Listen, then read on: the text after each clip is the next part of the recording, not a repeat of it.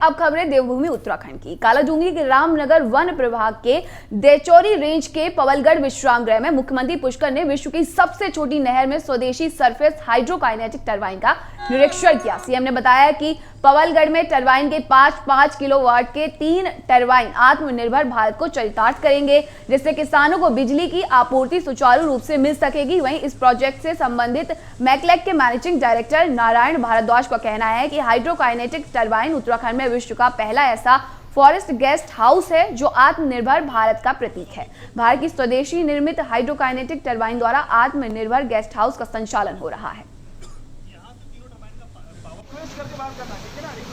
पर जो है बहुत अच्छा अभिनव इन्होंने एक काम किया है। सरफेस हाइड्रोकाइनेटिक टरबाइन यहाँ पर लगाई है, जिससे यहाँ पर 5 किलोवाट के 3 टरबाइन यहाँ पर काम कर रही हैं, जो निश्चित रूप से बहुत ही मैं कहूँगा कि आत्मनिर्भर भारत और लोकल फॉर वोकल जो हमारे माननीय प्रधानमंत्री जी का नारा है उसको चरितार्थ करेगा और आगे बिजली की आपूर्ति ठीक प्रकार से हो, सभी किसानों को, सभी आम जन को मिले।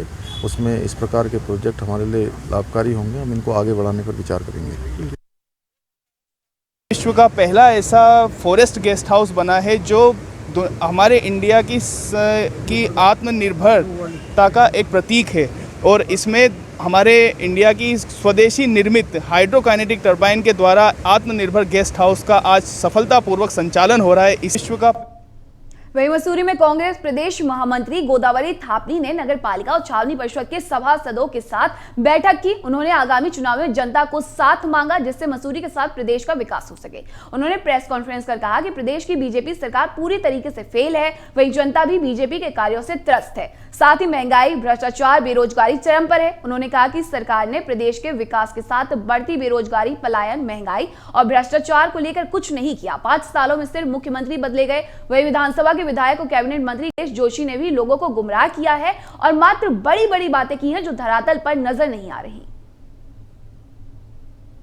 यहाँ पर जो मसूरी की नगर पालिका और छावनी परिषद के सभी मान्य सभासदों को यहाँ पर सहयोग हेतु बुलाया गया था, तो सभी ने हमें समर्थन देने का आश्वासन दिया कि जो आगामी चुनाव आ रहा है 2022 में विधानसभा का, उसमें हम सहयोग करें। उन लोगों से भी सुझाव लिए कि किस तरह से आप अपने वार्डों से महिलाओं को किस तरह से जोड़ोगे, जिस तरह से, क्योंकि महिलाएं पार्षद भी काफ़ी हैं यहाँ पर ज़्यादा उसमें, तो हम लोगों ने उनसे सुझाव भी लिए और उन लोगों ने भी कहा कि हम पूरे बढ़ चढ़कर हम किस तरह से करेंगे। उन लोगों ने भी हमें रणनीति बताया। तो आरोप क्या तो सत्य है, क्योंकि आप देखिए 10 साल में उन्होंने कोई नया कार्य नहीं किया और हमारे जो पूर्ववर्ती सरकार ने किए थे, जो शिलान्यास किए थे, जो लोग बस वही कार्य हो रहा है।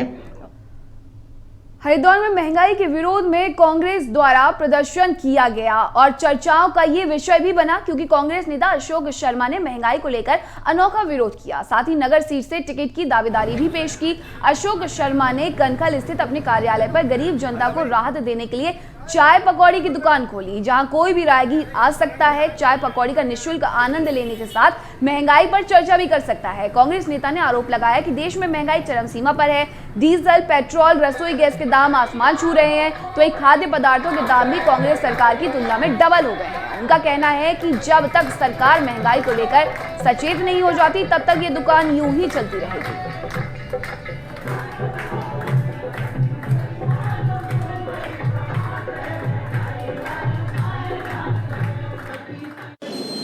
जनता की परेशानी को देखते हुए, जनता जो त्रस्त आ गई इस भाजपा सरकार से, उस परेशानियों को देखते हुए आज हमने जो है जनता को सचेत करने के लिए और जनता को जागरूक करने के लिए हमने जो है ये स्टॉल लगाया है, ताकि जनता में संदेश जाए कि भाई आज जो है घी, तेल, आटा, बेसन के क्या रेट है, गैस का क्या रेट है।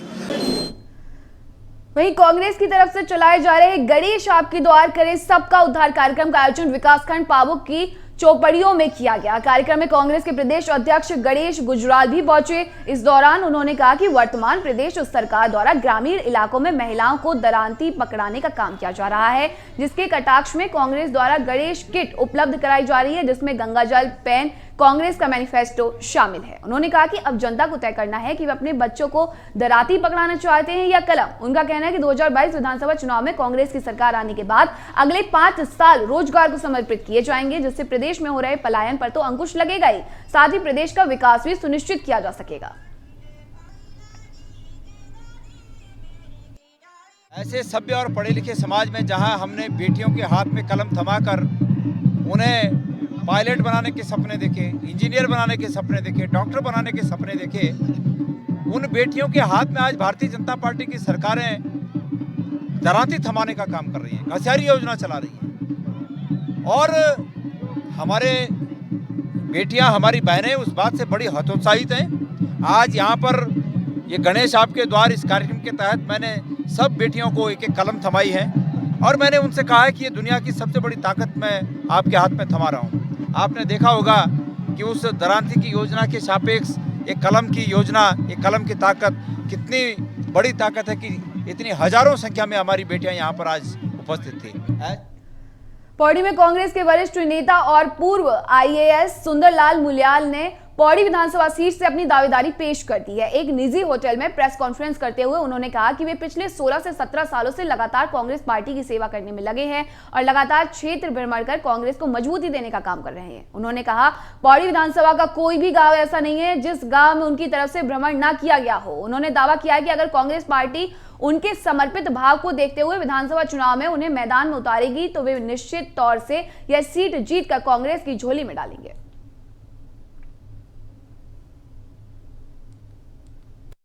हमारी तैयारी पूरी है। मैं पिछले 16-17 साल से लगातार तैयारी कर रहा हूँ कांग्रेस इस विधानसभा सीट से, और कोई गांव ऐसा नहीं है जिसमें मैं न गया हूँ। हर परिवार से मैंने संपर्क किया है और अब भी मैं जाता हूँ जब गांव में या टेलीफोन करता हूँ तो एकदम से पहचान जाते हैं, अरे साहब आप तो आए थे और आप आइए, फिर हम आपका यहाँ मीटिंग आयोजन करेंगे। और मुझे बड़ा सपोर्ट लोगों का मुझे मिल रहा है। हमारी तैयारी पूरी है। मैं पिछले 16-17 साल से लगातार तैयारी कर रहा हूँ कांग्रेस इस विधानसभा सीट से।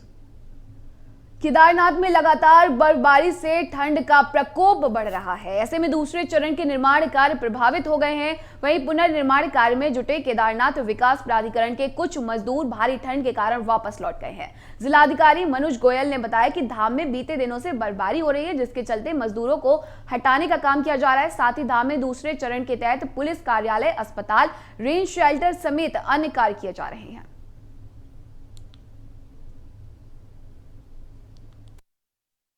वहाँ पे पीछे कुछ दिनों में बर्फबारी हुई है केदारनाथ जी पर, परंतु अभी मौसम भी साफ है, बर्फ तो पड़ी हुई है और जो पुनर्निर्माण कार्य है तो कुछ मजदूर हमारे वहाँ पे अभी भी उपस्थित हैं जो लगातार काम को कर रहे हैं। इसी के साथ साथ वो जो बर्फ़ पड़ रही है तो उनको समय समय पर हटाने का कार्य भी करते रहते हैं ताकि एक्यूमुलेट ना हो और बाद में काम करने में कोई ऐसी तकलीफें ना हो।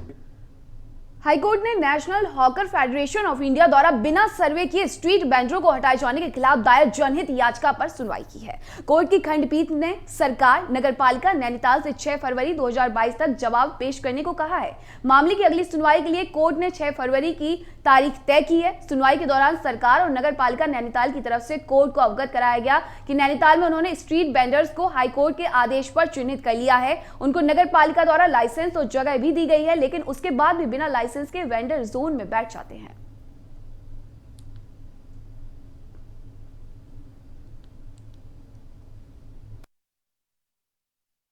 हमारी जो प्रमुख मांगें थी जनहित याचिका में वो ये थी कि एक सर्वे कंडक्ट कराई जाए जो राज्य सरकार कराए और उसके बाद इलेक्शन हो, फिर सारे स्ट्रीट वेंडर्स को चिन्हित किया जाए और फिर जब चिन्हित करने के बाद इलेक्शन वगैरह होकर वेंडिंग नॉन वेंडिंग जोन बनाए जाए। हमारी एक और प्रमुख मांग ये है कि नैनीताल में हाल ही में बहुत ही बुरी तरह से एविक्शन हुआ और हॉकर्स का सामान ले लिया गया और तोड़फोड़ की गई, तो जिन हॉकर्स का या तो आप हमें सामान वापस करिए या फिर आप हमें मुआवजा दीजिए।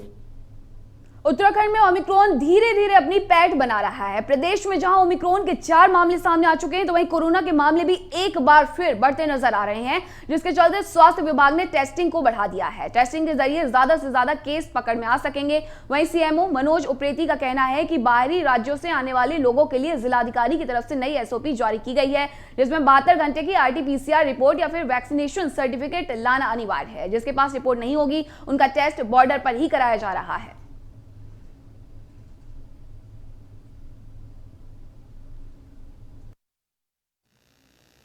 जिस तरह से कोरोना के केसेस बढ़ रहे हैं, तो उनको पता लगाने के लिए स्वास्थ्य विभाग जो है, जो हमारा सर्विलांस डिपार्टमेंट है, जिसमें कि टेस्टिंग जो होती है, उसको हमने बढ़ा दिया है।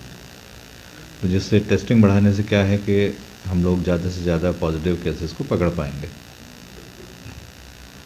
और साथ ही जो है जो बाहर से लोग आ रहे हैं उन पे भी जो है एक एसओपी बनाई गई है हमारे जिलाधिकारी महोदय के द्वारा, जिसमें उन्होंने 72 घंटे की RT-PCR रिपोर्ट, रैट टेस्ट या उनके पास वैक्सीनेशन का सर्टिफिकेट होना चाहिए।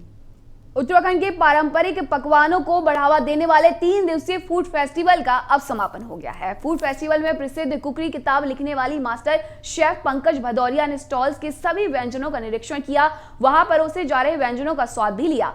जाने माने फूड क्रिटिक पुष्पेश के पंत ने लोगों को भोजन से जुड़ी पुरानी परंपराओं को नई दृष्टिकोण से साझा किया। वहीं मास्टर शेफ पंकज भदौरिया ने कहा कि उत्तराखंड का मौसम के साथ माहौल है और यहाँ की पैदावार बहुत अच्छी है। यहाँ का खाना अपने आप में स्वादिष्ट और लाभदायक है। उन्होंने उत्तराखंड के लोगों से कहा कि उन्हें फूड फेस्टिवल तक ही सीमित नहीं रहना है, बल्कि उत्तराखंड के व्यंजनों को व्यापक प्रचार प्रसार करना है। किसी भी जगह का रिप्रेजेंटेशन एक बड़े पैमाने पर होता है। ये बात मैंने पहले भी कही थी, फिर रिपीट कर रही हूँ कि कालगढ़ी की वजह से वर्ल्ड में 60% अपने टूरिज्म का एक रिप्रेजेंटेशन है। तो अगर हम इस तरह के फूड फेस्टिवल्स ऑर्गेनाइज करते हैं, तो जो लोकल फूड है उसको एक बूस्ट मिलता है। But Kalagarhi tourism also adds on to the influx of tourists in a particular place। अब जैसे देखिए, अच्छी बात यह है कि ये जो फूड फेस्टिवल है वो मॉल रोड ऑर्गेनाइज किया गया है। तो आते जाते चलते फिरते जितने टूरिस्ट हैं उनको यहाँ के लोकल खाने का स्वाद लेने का मौका मिल रहा है। And not just that, there have been so many innovations. People have tried to create fusion food to try and make the local ingredients more acceptable to the local audience. बहुत अच्छा रिएक्शन मिला है, बहुत अच्छा response हमको मिला है। वो लोग बहुत खुश थे उनके औषधीय गुणों को देखकर भी। यहाँ जैसे हमने कंडली का कबाब बनाए थे और गाज की रोटी बनाई थी, पूरियाँ बनाई थी और गोदी की बर्फी बनाई थी, जिसे रागी का आटा कहा जाता है। बहुत सारे ऐसे पकवान थे जो उन्होंने कभी भी टेस्ट नहीं किए थे। बहुत अच्छा। और अब खबर ऋषिकेश से, जहां कृष्णा नगर कॉलोनी को नगर निगम में शामिल करने की मांग को लेकर पिछले 75 दिनों से त्रिवेणी घाट पर प्रदर्शन चल रहा है, जिस पर अभी तक कोई ठोस आश्वासन नहीं मिला है। आंदोलनकारियों ने सुनवाई नहीं होने पर इसे लोकतंत्र की हत्या बताया। बता दें कि कृष्णा नगर कॉलोनी और खांड गांव को नगर निगम में शामिल करने की मांग को लेकर त्रिवेणी घाट पर धरना प्रदर्शन चल रहा है। स्थानीय लोगों का आरोप है कि सरकार उनकी मांगे नहीं मान रही है, जबकि पूर्व मुख्यमंत्री त्रिवेंद्र सिंह रावत खुद सार्वजनिक मंच से कृष्णा नगर कॉलोनी को नगर निगम में शामिल करने की घोषणा करके गए थे।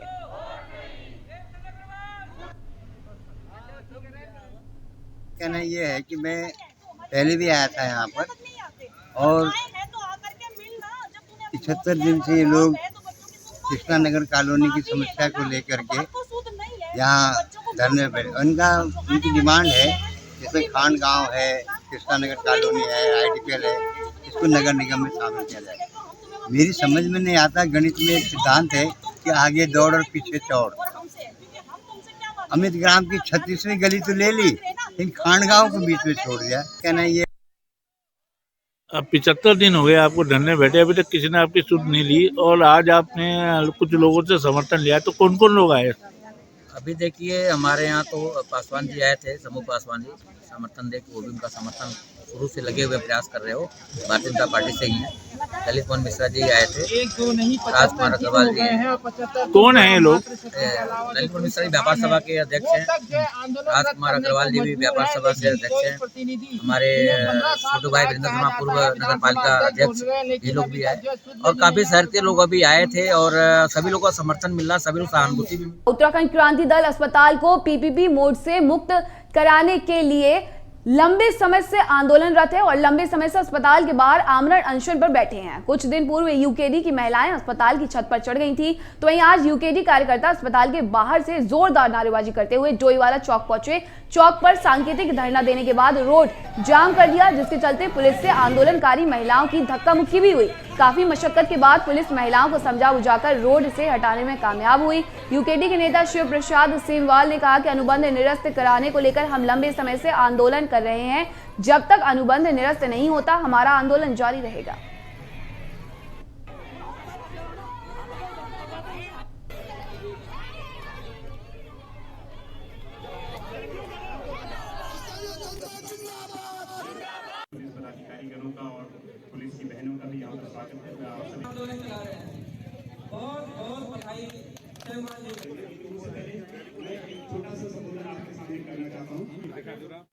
अनुबंध को निरस्त कराने की मांग को लेकर के है और अनुबंध निरस्त कराने तक हमारा ये आंदोलन जारी रहेगा। सीएमओ साहब ने अनुबंध को समाप्त करने की संस्तुति की है अपने उच्चाधिकारियों से, लेकिन हम लोगों ने उन्हें 3 दिन का टाइम दिया था कि संस्तुति के बाद से 3 दिन के अंदर यह अनुबंध निरस्त होना चाहिए। आज इसका फाइनल डे है। आज अगर अनुबंध शाम तक अनुबंध निरस्त नहीं होता है तो उसके बाद हम लोग सामूहिक रूप से निर्णय लेंगे कि उसके बाद हमारा अगला कदम क्या होगा। अनुबंध गंगोत्री विधानसभा के भटवाड़ी में कर्नल कोठियाल ने नेताला बाजार, हिना बाजार, मनेरी बाजार और लाटा बाजार में लोगों से जनसंपर्क किया। इस दौरान आप कार्यकर्ताओं और स्थानीय लोगों ने कर्नल कोठियाल का भव्य स्वागत किया। इस मौके पर आपकी रैली में भारी संख्या में मातृशक्ति और युवा मौजूद रहे। मौके पर कर्नल कोठियाल ने जनसभा को संबोधित करते हुए कहा कि सरकार बनने के बाद फौज में अधिकारी बनाने की ट्रेनिंग देंगे। कर्नल कोठियाल ने कहा कि आपके जनसैलाब के आगे बीजेपी कांग्रेस की बौखलाहट दिख रही है।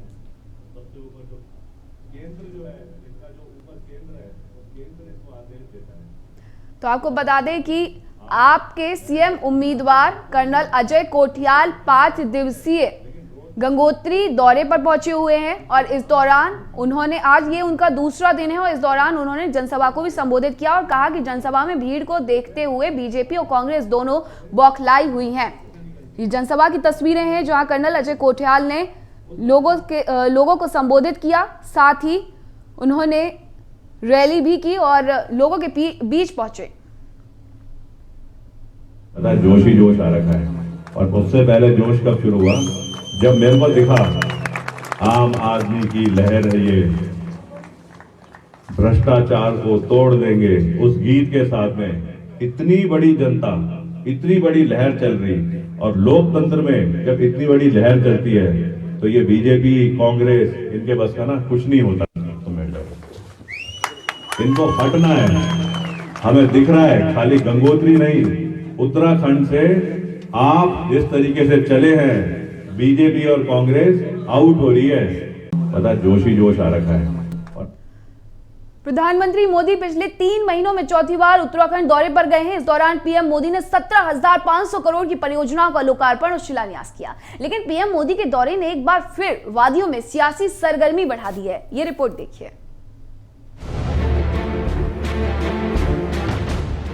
देवभूमि में चुनावी बिगुल बज चुका है। बीजेपी की तैयारियां जोरों पर चल रही हैं और उन्हीं तैयारियों को धार देने और योजनाओं की सौगात देने के लिए पीएम मोदी हल्द्वानी पहुंचे। हल्द्वानी में पीएम मोदी ने 17,500 करोड़ की 23 परियोजनाओं का लोकार्पण और शिलान्यास किया। आज यहाँ 17,000 करोड़ रुपए से अधिक के विकास कार्यों का लोकार्पण और शिलान्यास हुआ है। ये सारे प्रोजेक्ट्स कुमाऊं के सभी साथियों को बेहतर कनेक्टिविटी, बेहतर स्वास्थ्य सुविधाएं देने वाले हैं। हल्द्वानी शहर के ओवरऑल इंफ्रास्ट्रक्चर के लिए, विकास के लिए हम लगभग 2000 करोड़ रुपए की योजना लेकर आ रहे हैं। हल्द्वानी में पानी, सीवरेज, सड़क, पार्किंग, स्ट्रीट लाइट, सभी जगह पर अभूतपूर्व सुधार होगा। ये उत्तराखंड का दशक है, तो ऐसे ही नहीं कह रहा हूं। ये जब मैं कह रहा हूं तो उसकी बहुत सारी वजह है। उत्तराखंड के लोगों का सामर्थ्य इस दशक को उत्तराखंड का दशक बनाएगा, ये मेरा पक्का विश्वास है। पीएम मोदी की रैली ने उत्तराखंड में एक बार फिर सियासी सरगर्मी बढ़ा दी है। पहाड़ फतह का प्लान बीजेपी ने तैयार कर लिया है। इस बात का अंदाजा आप इसी बात से लगा सकते हैं कि पीएम मोदी का पिछले 3 महीने में ये चौथी बार उत्तराखंड दौरा है। 3 महीने में चौथी बार उत्तराखंड दौरा। कुल 23 परियोजनाओं का लोकार्पण और शिलान्यास। पानी, घर, सड़क, स्वास्थ्य और उद्योग से जुड़ी हैं योजनाएं। 14,000 करोड़ से भी ज्यादा की 17 परियोजनाओं का शिलान्यास। 3,400 करोड़ की 6 परियोजनाओं का लोकार्पण। प्रधानमंत्री मोदी की जनसभा में लोगों का हुजूम उमड़ पड़ा। आलम ये रहा कि पुलिस को बैरिकेड लगाकर कुछ लोगों को रोकना पड़ा। एक बात तो साफ है कि प्रधानमंत्री मोदी की बढ़ती लोकप्रियता विपक्ष के लिए चिंता बनी हुई है। देखिए, प्रधानमंत्री जी ने जैसे पिछले 5, 6, 7 जो भी दौरे रहे हैं उसमें उत्तराखंड को लगातार निराश किया है। और अब तो चुनावी दौरा है, चुनावी जुमलों की भारी बारिश पिछले दौरे में भी कर गए और आज हल्द्वानी में कर गए। अंतर्राष्ट्रीय स्टेडियम जो हल्द्वानी में बनना था वो फिर दूर चला गया। हल्द्वानी में पीएम मोदी की जनसभा का असर वैसे तो पूरे उत्तराखंड में है, लेकिन खासकर हल्द्वानी के आसपास के कुछ जिलों में इसका खासा प्रभाव रहा। पीएम मोदी की जनसभा को एक तरफ बीजेपी जहां मास्टर स्ट्रोक बता रही है, तो दूसरी तरफ कांग्रेस हवाई बताने में जुटी है। सभी पार्टियों में जनता को अपने पाले में करने की होड़ लगी हुई है, लेकिन जनता किसके पक्ष में है ये तो आने वाले 2022 विधानसभा चुनाव का परिणाम ही तय करेगा। Bureau report, news 1 India. और इस बुलेटिन में मेरे साथ इतना ही। देखते रहिए न्यूज़ 1 इंडिया। नमस्कार।